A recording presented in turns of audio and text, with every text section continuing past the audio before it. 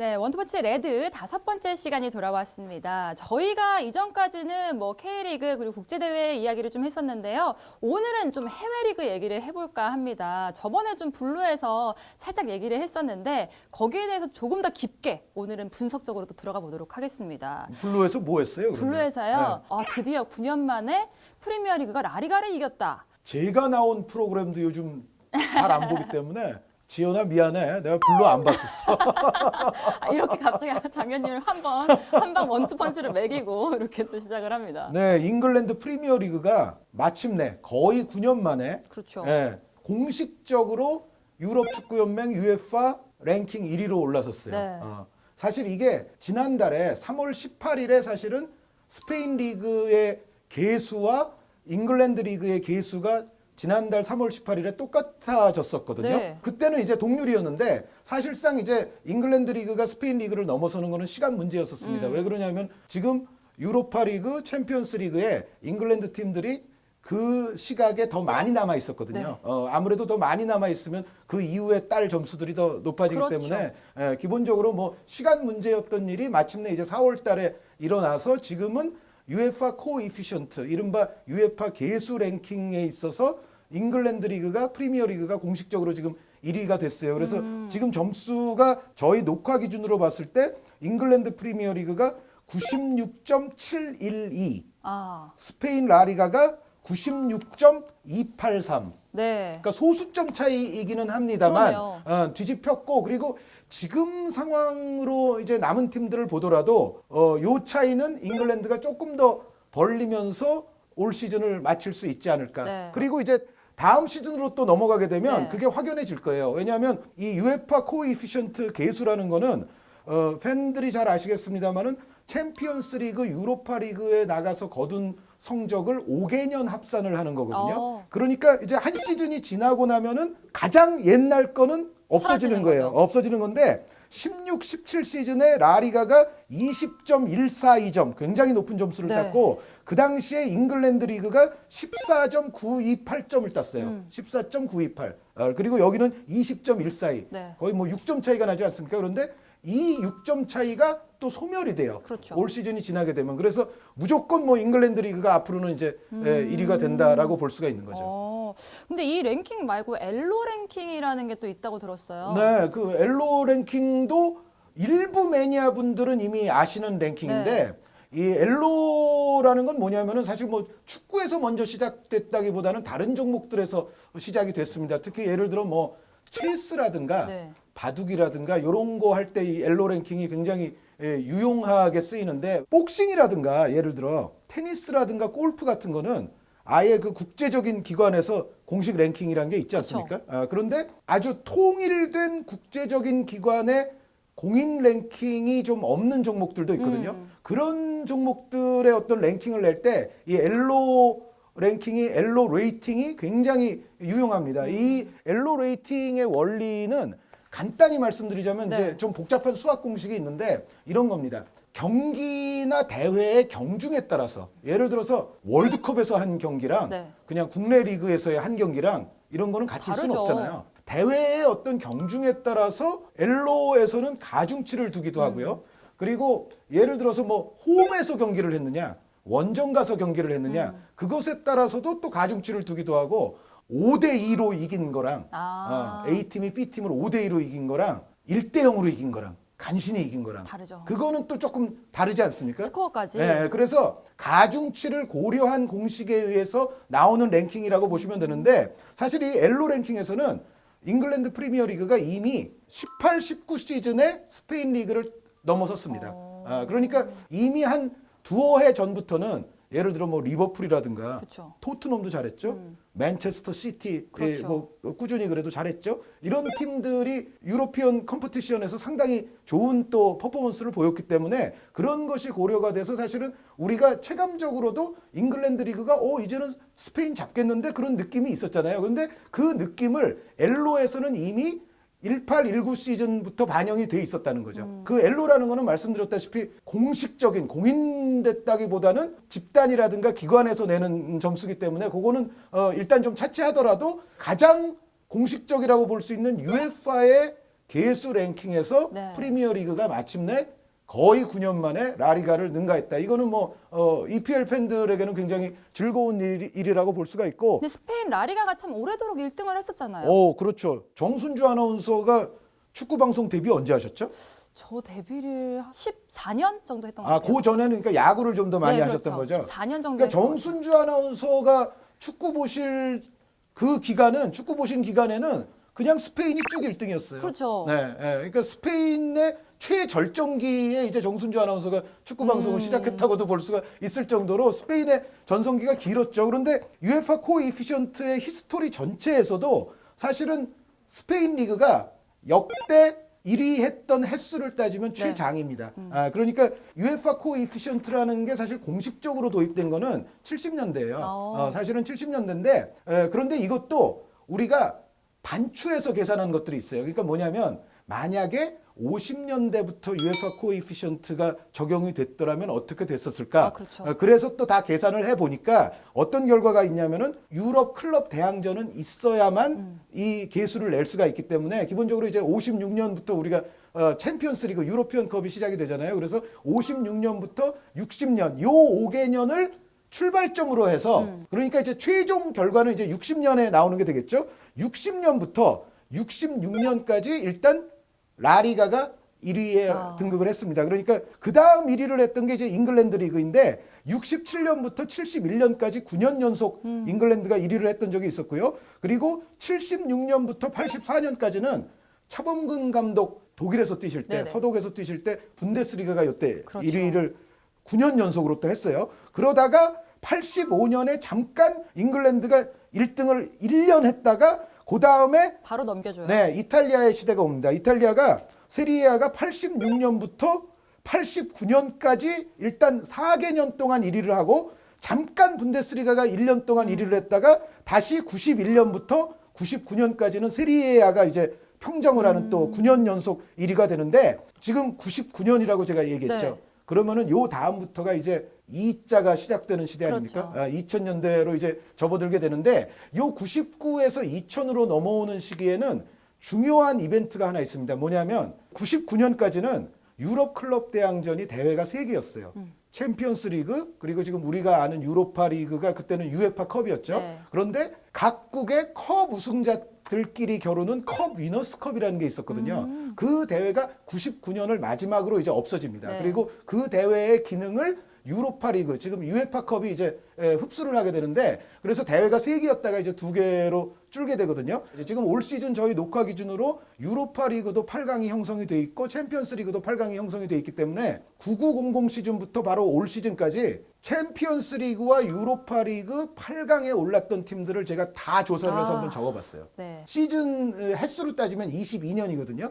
유에파 컵 유로파 리그부터 말씀을 드리자면 라리가 팀이 22시즌 동안 유로파 리그 8강을 35번 8강에 올랐어요. 유로파 리그 8강에 35차례 라리가 팀을 올려놨어요. 네. 라리가가. 그런데 EPL은 그럼 이 22시즌 동안 어떻게 했느냐? 유로파 리그에서 8강에 오른 횟수가 21차례. 그러니까 라리가는 적네요. 35차례. 꽤 유의미한 차이죠. 그렇죠. 요거에 좀 주목을 하실 필요가 있는데 무슨 얘기냐면 라리가의 그 지난 아주 9년 거의 9년 가까이 1등을 했다고 그랬는데 이거를 약간 또 이렇게 오해하시는 분들도 좀 있는데 뭐냐면 레알 마드리드 바르셀로나 둘이서 다 해먹고 거기에 이제 아틀레티코까지 이 두 팀과 거의 대등한 수준으로 이제 또 장기간 올라왔잖아요. 네. 그 세비야가 이제 유로파리그 우승 네. 많이 했다는 건 이제 유명한 거니까 결국은 다 넷이 따온 점수 아니냐. 그런데 네 팀만 점수를 따가지고는 라리가의 최근이 거의 10년에 가까운 이 치세가 열리기가 어려워요. 그렇죠. 다른 팀들이 유로파리그 같은 데서 가세를 해줘야 된다는 네. 거죠. 2000년대 초반까지 이렇게 거슬러 올라갈 경우에는 유로파리그에서 8강에 오른 팀이 35팀이나 된다. 근데 이제 중복이 되잖아요. 어떤 팀은 이제 세비야 같은 팀은 뭐 여러 번 그렇죠. 뭐 8강 이상 오르니까 그래서 제가 클럽의 숫자도 한번 세봤어요. 2000년대에 들어서 22시즌 동안 라리가의 15개 클럽이 8강을 밟아봤습니다. 유로파리그에서. 네. 그러면은 챔피언스 리그에서는 어땠냐? 라리가 클럽들이요. 역시 22시즌 동안 47차례 8강을 등정을 해요. 엄청나네요. 47차례 등정을 하는데 그러면은 어떤 클럽들이 올랐느냐? 8개 클럽이 그거를 해냈어요. 네. 생각보다 좀 많죠. 왜 엄청 그러냐면 레알, 바르셀로나, 아틀레티코, 세비야도 뭐 챔피언스리그 8강 한 적 있으니까. 근데 그 팀들 말고도 한 4팀이 더 있다는 거예요. 그러니까요. 2000년대 들어서 총 횟수를 합하면 47차례였다. 그리고 챔피언스리그는 그럼 EPL은 어떠냐? 네. EPL은 챔피언스리그에서는 라리가와 그 8강에 오른 횟수가 거의 비슷해요. 잘했어요. 네. EPL 클럽이 44차례나 올랐습니다. 그러니까 아까 좀 전에 라리가가 47차례라고 그랬잖아요. 네. EPL도 44차례나 올랐어요. 비등비등하네요. 우승 횟수에서는 차이가 크죠. 아. 우승 횟수에서는 챔피언스리그 이 기간 동안 라리가가 무려 10번을 우승했거든요. EPL은 4번 우승했으니까 우승까지 최고까지 올라간 거는 좀 적지만 그럼에도 불구하고 8강을 형성하는 클럽들의 숫자는 거의 대동소이했어요. 네. 라리가가 47차례, EPL이 44차례, 그리고 개별 클럽의 숫자도 EPL이 8클럽. 그러니까 똑같네요. 8강을 밟아봤던. 그러니까 라리가와 같아요. 네. 제가 여기서 또 강조하고 싶은 포인트가 바로 이겁니다. 챔피언스리그 8강에 오른 클럽 숫자가 그렇게 큰 차이가 없는데도 불구하고 왜 장기간 동안 라리가가 점수에서 많이 앞섰느냐? 우승을 많이 했기 때문에? 그것도 있지만 유로파 리그가 큰 몫을 했다. 아까 그러니까 유로파 리그가 라리가는 8강이 35번, 네. EPL은 21번. 네. 이 정도 차이는 꽤 유의미한 차이 아닙니까? 그럼 프리미어리그가 라리가를 역전한 이유는 대체 어디에 있을까요? EPL에서 강팀의 숫자가 많아진 게 저는 EPL 입장에서는 굉장히 좋은 요소가 됐다고 보거든요. 그러니까 예전에는 EPL이 이른바 빅4로서 라리가와 싸웠잖아요. 네. 최근을 보시면은 이 EPL 역사가 조금 바뀌었죠. 네. 그러니까 토트넘이라든가 돈이 아주 많은 맨체스터 시티라든가 기적의 동화를 썼던 레스터라든가 네. 이런 팀들이 상위권으로 올라오기 올라오면서 시작했어요. 유로파 리그의 지도가 좀 바뀐 거예요. 뭐냐면 유로파 리그에 나왔던 최근의 어떤 EPL 팀들을 보시면은 15, 16에 리버풀이 있었고 뭐 준우승했지만 일단 제가 지금 8강을 기준으로 얘기하니까 8강으로 하겠습니다. 16, 17 시즌에는 맨유가 이제 8강 안에 들어서 궁극적으로 맨유가 우승까지 했어요. 네. 그리고 17, 18 시즌에는 아스날이 있었었고 18, 19 시즌에 첼시와 아스날이 아스날. 8강 안에 있었는데 궁극의 우승팀이 첼시였어요.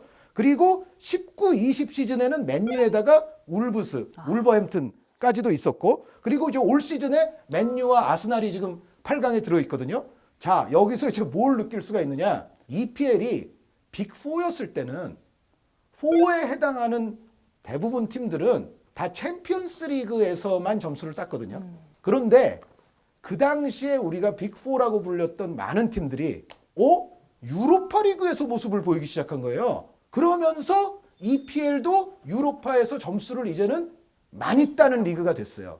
저는 이게 아주 결정적이었다고 생각을 하는데 근데 이제 EPL에 그래도 예전에 빅4를 했던 클럽들은 뭐 해당 뭐 이전 시즌에 순위가 좀 나쁘다든가 아니면 뭐 챔피언스 리그에서 미끄러졌다든가 뭐 그래서 유로파로 내려오더라도 네. 라리가가 유로파에 보내는 팀들과 어떤 재정 규모라든가 이런 걸 비교하면 차이가 나죠. 차이가 분명히 나거든요. 그런데 그런 팀들이 유로파에서 뛴 횟수가 지금 계속 한 5, 6년 동안 이어지거든요.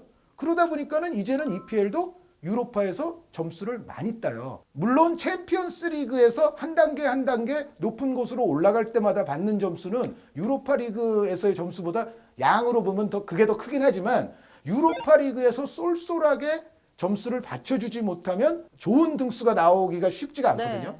결국은 이거는 제가 봤을 때는 역시 EPL의 강팀 확장, 유로파 리그의 이른바 명문 강호들이 많이 결집이 되기 시작하면서 EPL이 따는 점수가 예전하고는 완전히 좀 차원이 좀 달라진 차원이 있어요. 여기에서 이제 이런 생각이 듭니다. 궁극적으로 EPL이 잘한 걸까요? 아니면 라리가가 못한 걸까요? 둘 다죠. 네, 둘 다고 EPL이 잘한 거는 바로 방금 전에 말씀드렸던 강팀의 층이 두터워졌다. 리그는 클럽층이 또 좋아야 되거든요. 네. 그러니까 EPL의 클럽층이 좋아졌어요. 그리고 그거를 가능케 한 거는 역시 그 막대한 중계권료 수익으로 인한 클럽들의 어떤 능력 증대, 투자 증대, 꾸준히 돈을 다른 곳보다 많이 쓰면 그게 실패할 리는 없지 않습니까?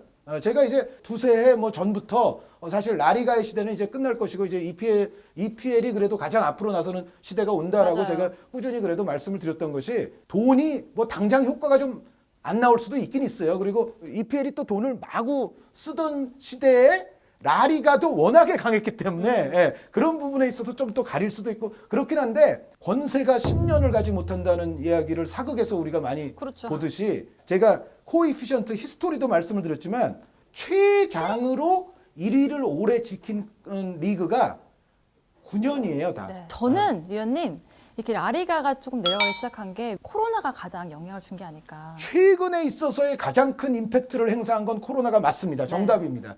중계권료에 있어서 EPL이 독보적이라는 사실이 코로나 시대에도 대단히 좀 유리하게 작용을 해요. 그렇죠. 왜 그러냐면 중계권료 이외에 이제 특히 관중 수익이 있어야 돌아갈 수 있는 리그들은 코로나로서 못 가는데. 직격탄을 맞았죠. 그리고 이게 비단 관중 수익에 국한되는 게 아니라 예를 들어 뭐 바르셀로나 같은 팀은 이런 거죠.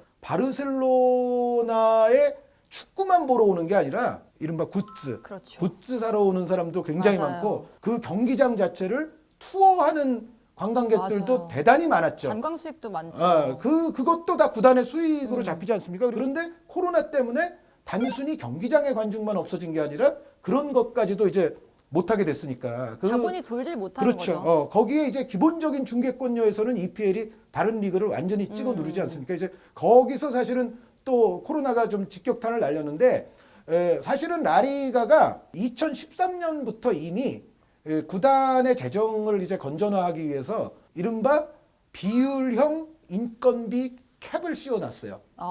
그게 뭐냐면 이제 뭐예요? 뭐 쉽게 말하면 셀러리 캡인데 버는 것이 이만큼이면 그것에 비례해서 인건비 지출을 요만큼만 해야 된다.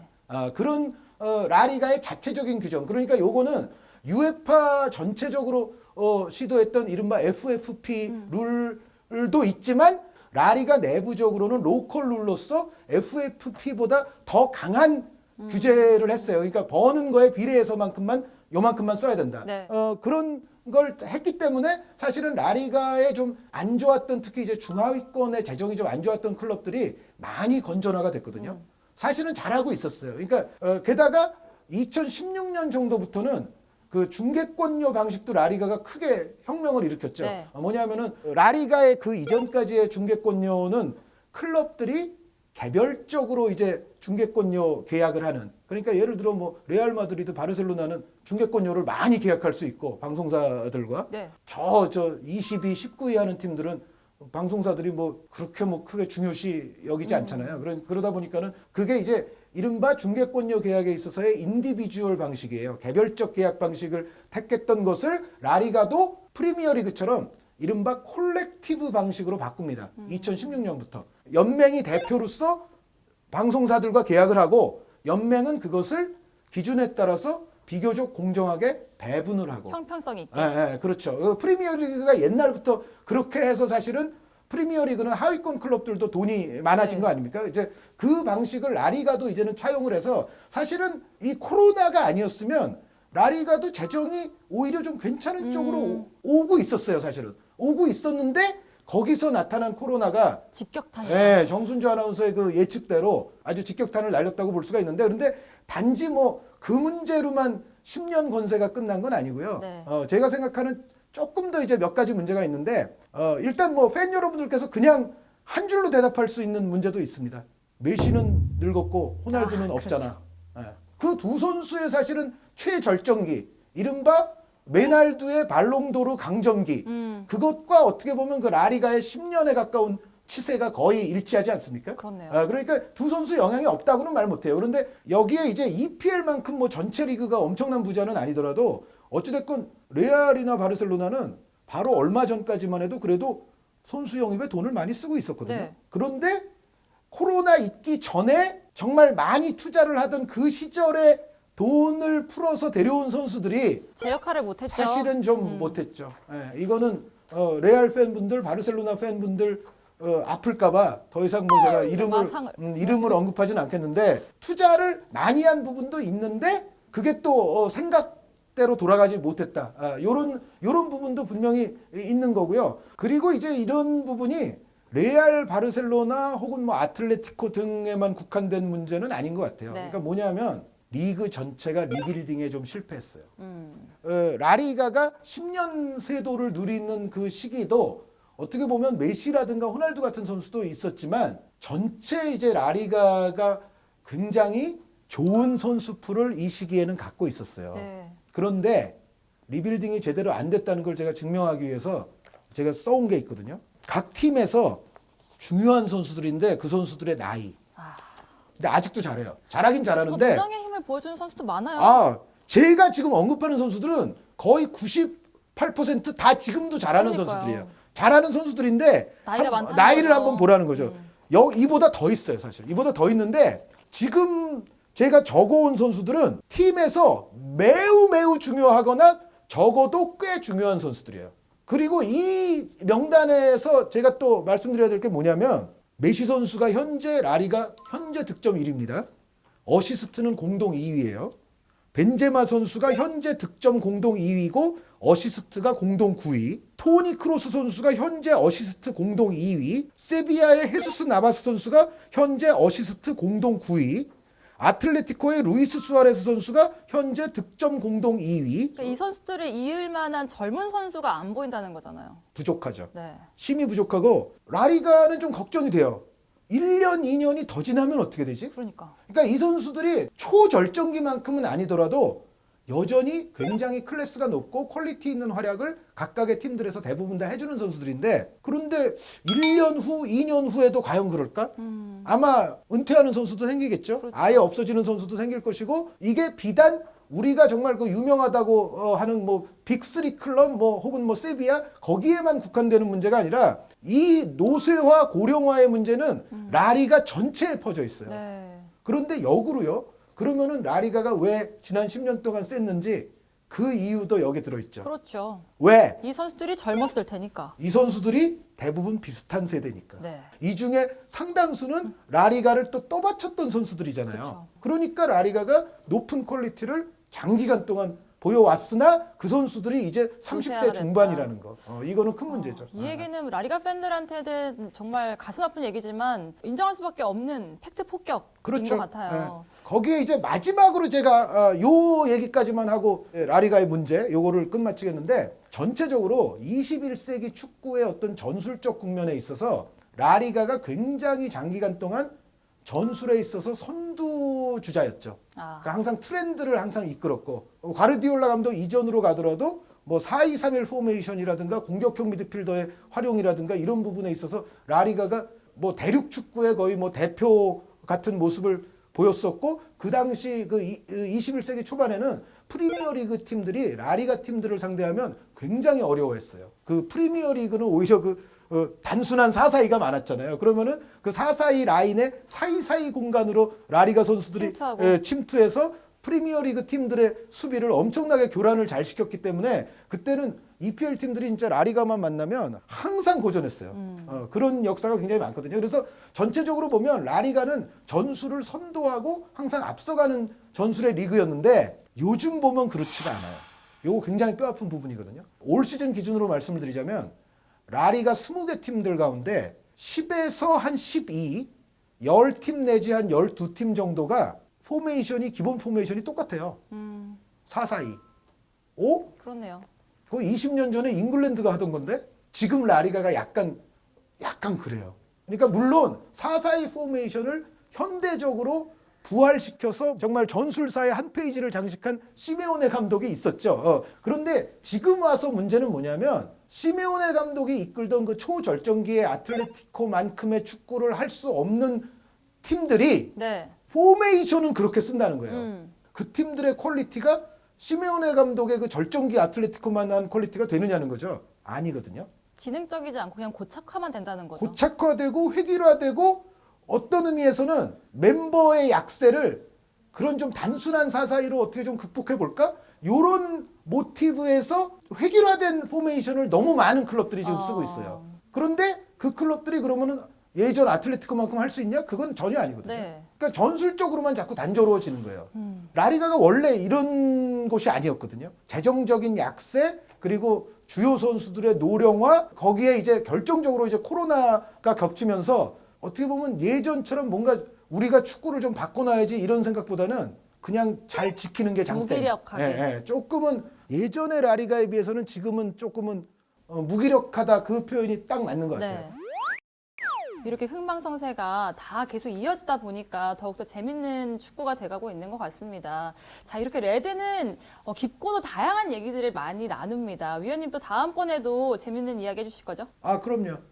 제가 맡은 게 국내 축구와 더불어서 그 역사적인 스토리 뭐 이런 것도 좀 부탁을 하시더라고요. 네. 다음 카카오에서. 그래서 뭐 그런 스토리로 이제 나갈 때는 뭐 국내에 국한시키지 않고 그렇죠. 다양한 주제를 다뤄볼 생각입니다. 알겠습니다. 좀 더 깊고 다양한 레드를 기대해 주시길 바라면서요. 저희는 또 블루로 찾아뵙도록 하겠습니다.